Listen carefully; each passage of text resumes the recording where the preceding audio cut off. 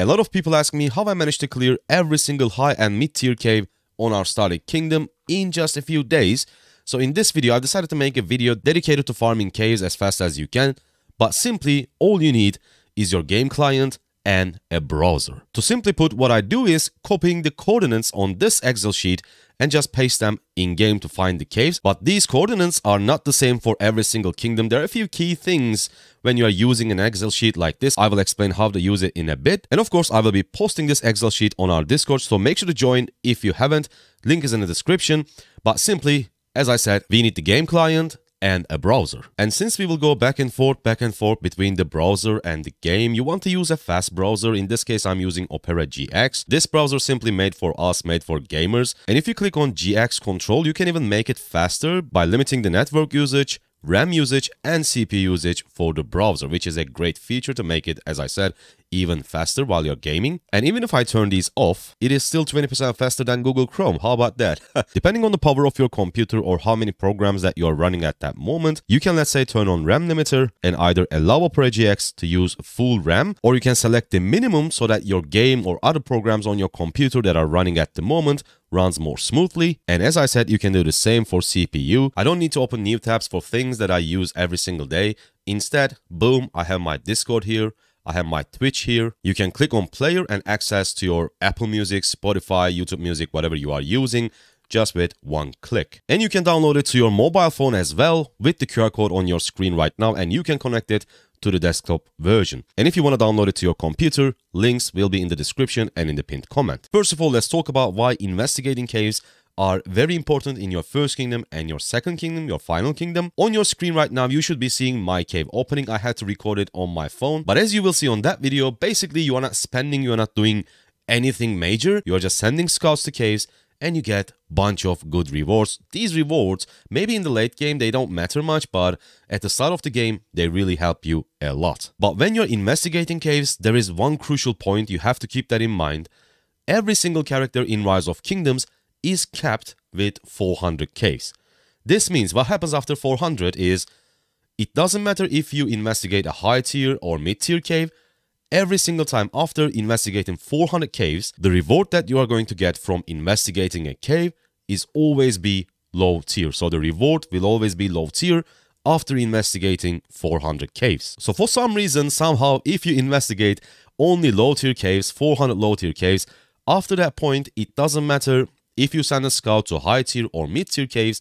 In return, you will always get low tier rewards for the rest of the game in Rise of Kingdoms. So what is the correct way of investigating caves is simple. In every single kingdom, in every single kingdom map, you will have around 60 high tier caves and around 120 mid tier caves. So before you investigate, even if you find a low tier cave, don't investigate it until you investigate every single mid tier and every single high tier cave in that specific kingdom. So in a perfect world, what you want to do is, when it comes to investigating caves in Rise of Kingdoms, is to find 60 high tier caves, 120 mid tier caves, and then in your first kingdom, you will only investigate 20. Please pay attention to that. You will only investigate 20 low tier caves. So in total, you reach 200. And after you jump, you are going to do the same thing. You are going to investigate around 60 high tier caves, 120 mid tier caves, and after that, you can simply just search, just investigate every single cave you encounter, because now there are no more high caves, no more mid tier caves, so you will only investigate low tiers, and you will reach your 400 cave investigation cap once you search 20 more in the final kingdom. So in total, we got 360 high tier and mid tier caves combined, 20 low tier in the first kingdom, and then in your final kingdom, you will simply search every single low tier cave. Now we jump into intro section of this Excel sheet to talk about the key points when you are using this sheet. If you guys didn't know, we have 4 different kingdom types in Rise of Kingdoms, and the difference is the map layout of that kingdom. If I remember correctly, kingdoms placement on a region, they like return clockwise, so it says green ones are type 1, blue one is type 2, yellow one is type 3, red one is type 4,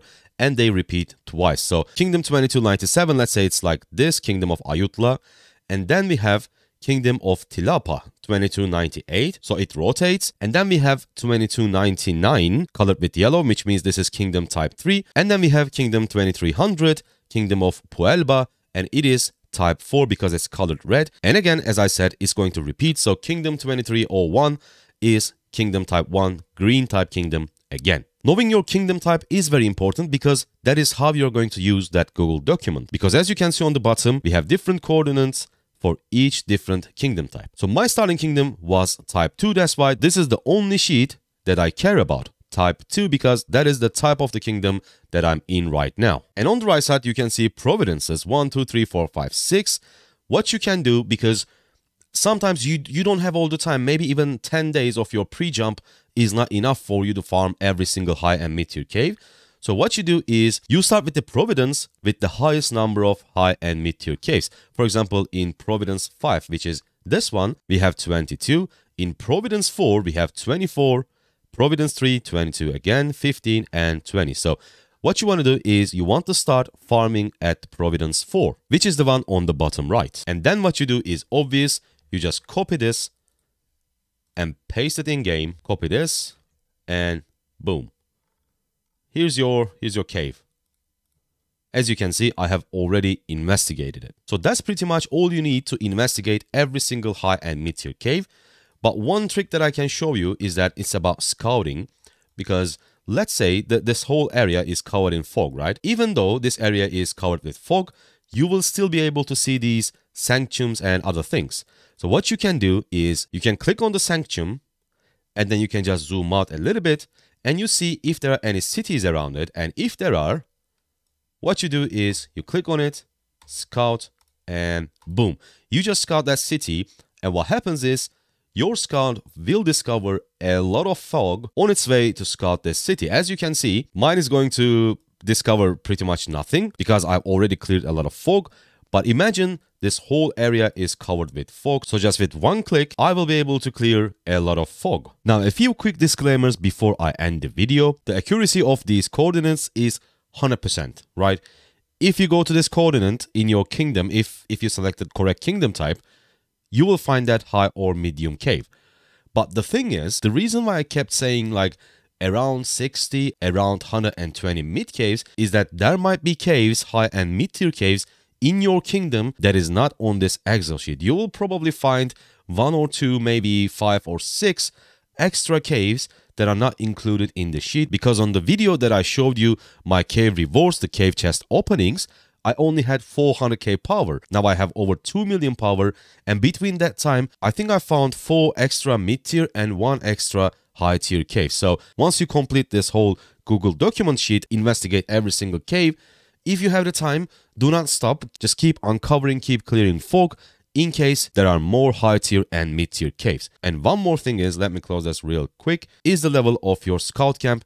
The higher the level is better, because at level 1, your scout march speed bonus is 5%, exploration range is 5 to 5, and you have only 1 scout. But if you go up to, let's say, level 8, this time now march speed bonus goes to 40%, range goes to 7 times 7, and you have 2 number of scouts. And if you're a sleeper, just go as high as you can. Since I investigate pretty much every single high and mid-tier cave, I'm not rushing my scout camp. I'm not pushing it to, I think it is 19. Yeah, it is level 19. So I'm not pushing this to level 19. I'm not using my speed ups because I'm not in a rush. I already searched like 99% of high and mid-tier caves, hopefully 100%.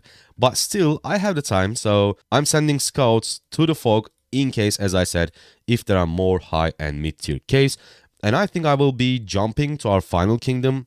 Migrating to our final kingdom to the project in 3 days. I hope this video helps you investigating high and mid-tier caves a lot faster and a lot efficiently. And if you think it will, make sure to hit the like and click subscribe for more Rise of Kingdoms guides. And here you can find our perfect jumper guide. I see you guys on that one. Bye.